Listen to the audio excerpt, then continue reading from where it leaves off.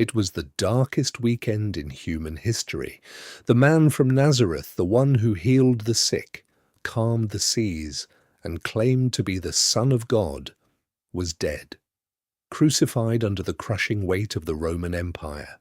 His body, wrapped in linen, was sealed inside a cold tomb carved from solid rock. A massive stone was rolled across the entrance, securing the silence.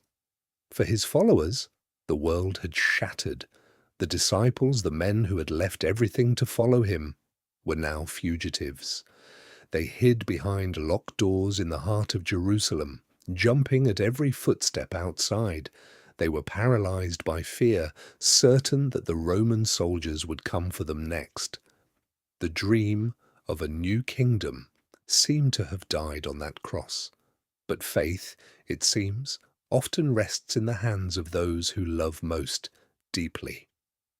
Early on the third day, while it was still dark, a group of women ventured out into the cold morning. Among them, Mary Magdalene. They had followed his ministry. They had hung on his every word. Now they carried spices and perfumes, intending to perform the final rites of mourning for their beloved teacher. They walked in silence, wondering only one thing: who will roll away the stone? As the women approached the garden, the earth itself groaned. A violent tremor shook the ground beneath their feet. The Roman guards, elite, battle-hardened soldiers stationed to prevent the theft of the body, were struck with such terror that they collapsed like dead men. And the immovable stone, the seal of the empire, was rolled away. The women arrived, their hearts pounding in their chests.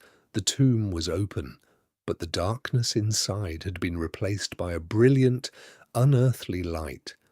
Before them stood two beings, clothed in garments that gleamed like lightning. The women fell to their faces, terrified by the holy presence. But the angel's words would echo through eternity. "Why do you look for the living among the dead? He's not here. He has risen, just as he said." The women ran, breathless, confused, and overwhelmed by a spark of impossible hope. They burst into the upper room. They delivered the message to the disciples, but to the ears of men drowned in grief, the story sounded like madness, an idle tale born of trauma. Yet two men, Peter and John, could not ignore the whisper of hope. They raced to the tomb. They found it exactly as the women had said, empty. But it was not a grave robbery. The burial linens were left behind, collapsed exactly where the body had laid, the cloth for his head folded neatly by itself. A thief would not take the time to fold the linens. Something miraculous had happened in the dark. The greatest revelation began quietly. To Mary Magdalene, weeping alone in the garden, she thought he was the gardener until he spoke a single word, her name, Mary. In that instant, the grief of the crucifixion was swallowed by the blinding reality of the resurrection. He was alive, in the flesh. Over the next 40 days, the impossible became undeniable. He appeared to them behind locked doors, speaking words of peace into their panic. He was no ghost. He ate with them. He let Thomas, the disciple crippled by doubt, press his fingers into the scars on his hands and his side. Doubt melted into absolute devotion. He met them on the shores of the Sea of Galilee, calling out to them in the dawn light. He cooked them breakfast over a charcoal fire, and there he restored Peter, the man who had denied him 3 times, calling him to feed his sheep, and led his people. It was a time of intense teaching, opening their minds to understand the ancient scriptures. This was not an isolated event witnessed by a select few. On a mountainside, more than 500 followers gathered at once. The silent years, the lost journey of Yeshua. For nearly 2,000 years, one question has lingered in silence. Where was Yeshua during the missing years? The Gospels speak briefly of him as a child, a boy in the Temple of Jerusalem, astonishing elders with wisdom beyond his age. Then, nothing. The story disappears. For 18 long years, the historical record falls silent. No sermons, no miracles, no disciples. Only absence. And then, suddenly, a man emerges from the wilderness at the age of 30, calm, radiant, transformed.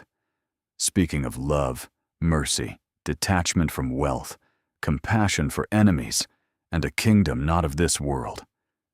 To some scholars, mystics, and travelers across history, that silence was never empty. It was a journey east, along the ancient Silk Road, toward the wisdom traditions of India and the Himalayas. This is the story of the lost years of Yeshua, the years when, according to legend, the world lost a carpenter and prepared to meet the Christ. The departure from Nazareth. Nazareth was a small village, dusty roads, stone homes, olive trees bending beneath the wind. It was the kind of place where lives were expected to remain simple and predictable. A son became what his father had been. A carpenter learned wood, trade, and obedience. But Yeshua was different. Even as a child, there was a restlessness in him, a hunger no ordinary life could satisfy. The rabbis admired his questions. His family worried about his intensity. He studied the sacred scrolls, yet sensed something hidden beneath the words, something deeper than ritual or law. At 13, while others expected him to settle into the rhythm of village life, he began hearing whispers from travelers passing through Galilee, stories of distant lands, of Persia, of India, of monks who abandoned wealth to seek enlightenment, of sages who spoke of inner peace instead of earthly power. The stories ignited something inside him, and one morning, before sunrise, he left. Not as a prince, not as a prophet, only as a seeker. He joined a caravan traveling eastward along the trade routes that connected the Roman world to Asia. Merchants carried silk, spices, incense, and precious stones. But Yeshua carried questions. As weeks became months, his Hebrew name softened in foreign tongues. Yeshua became Issa, and the road carried him farther than he had ever imagined. Across Persia and the Hindu Kush, the journey east was merciless. Blistering deserts stretched endlessly beneath the sun. Cold mountain winds tore through the caravan at night. Issa crossed Persia, where fire temples glowed beneath the stars, and Zoroastrian priests spoke of light, battling darkness within the human soul. He listened carefully. Every culture seemed to hold a fragment of truth. In crowded marketplaces, he heard languages he could not understand. He watched kings and beggars pass each other in the same streets. And slowly, he began to notice something. Suffering existed everywhere, not just among the poor, not just among the oppressed. Even the wealthy carried emptiness inside them. By the time the caravan reached Taxila, one of the great centers of learning in the ancient world, Issa had changed. Taxila was alive with philosophers, traders, monks, and wandering teachers. There, for the first time, he encountered Buddhist monks in saffron robes, moving silently through the streets. Their calmness unsettled him. They spoke not of conquest or empire, but of liberation from suffering. They taught that attachment created pain, that desire chained the soul, that peace began within. Issa listened for hours beneath shaded courtyards, while monks recited teachings passed down from Siddhartha Gautama, the Buddha. And something about those teachings resonated deeply inside him. Not because they replaced his own faith, but because they echoed it.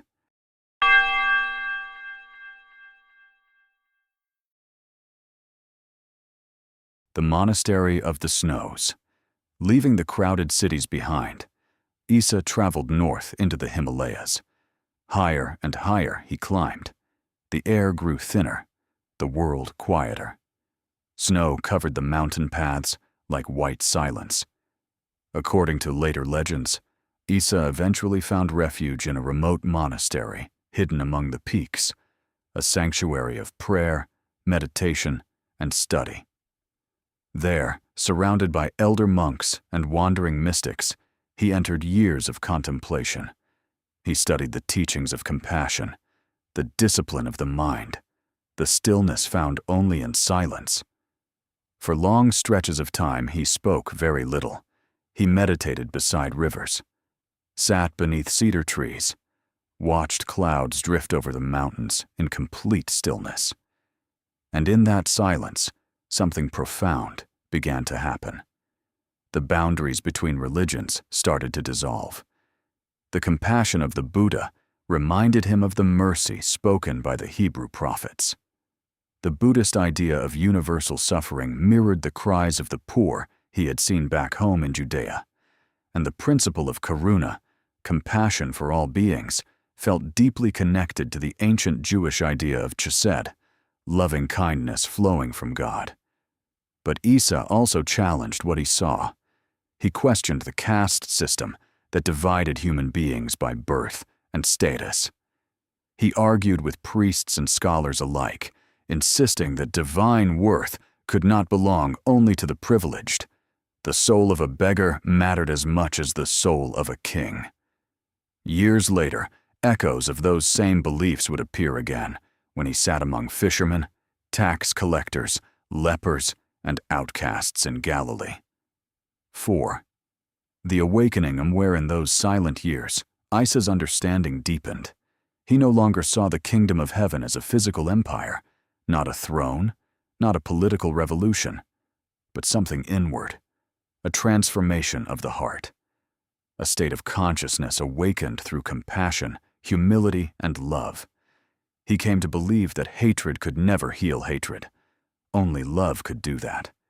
That forgiveness was not weakness, but freedom.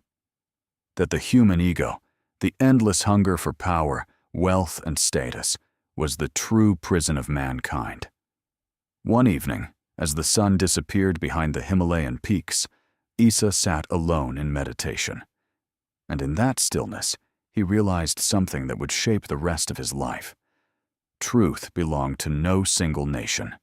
Wisdom knew no borders. The divine could not be confined inside temples, kingdoms, or doctrines. And he understood his path. He would return west, not to conquer, not to rule, but to awaken.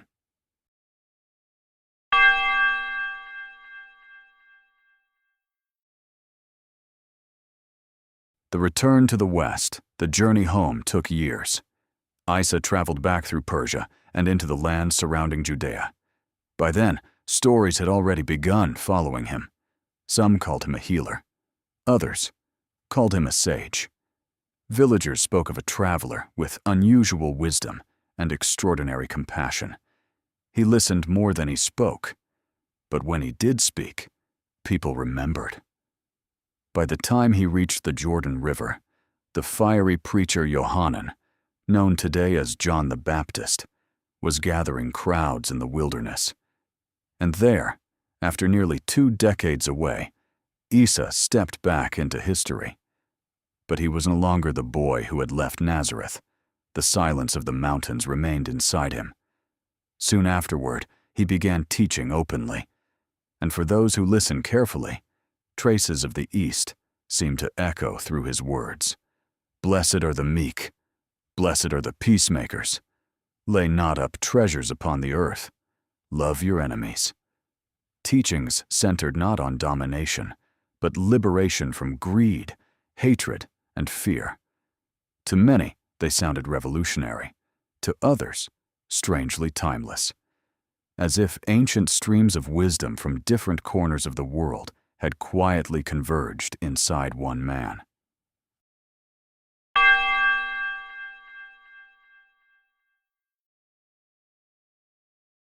The mystery that refuses to die. Did these journeys truly happen? No one knows for certain. Historians remain deeply divided. Some argue there is no reliable evidence that Yeshua ever traveled to India or Tibet.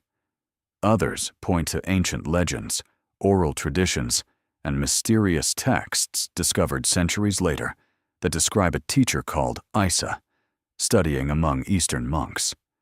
The truth remains hidden behind history's silence. But perhaps that is why the story endures, because it speaks to something larger than historical proof. It suggests that compassion is universal, that wisdom can appear in many forms, and that humanity's deepest spiritual truths may not belong to East or West alone. Perhaps the missing years matter less for where Yeshua went, and more for what the story represents.